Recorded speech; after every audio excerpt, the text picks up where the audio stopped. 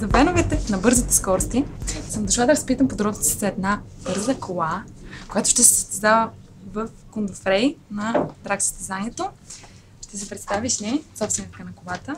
Здравейте, казвам се Дойчен Митов. Аз съм собственик на този автомобил. Това е Mitsubishi Lancer Evo 1.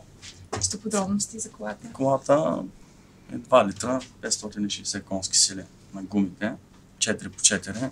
Ти ли ще се състезаваш или някой друг? Да, аз ще се състезавам. Колко време отне да се... Колата е развивана от може би 5 години.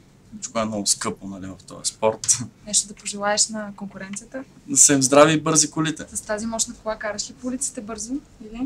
Ами не, аз съм против даването на газ по улиците. Затова има състезания. Хората, които обичат да дават газ, хора да дават по състезанията. Да не дават газ на улицата.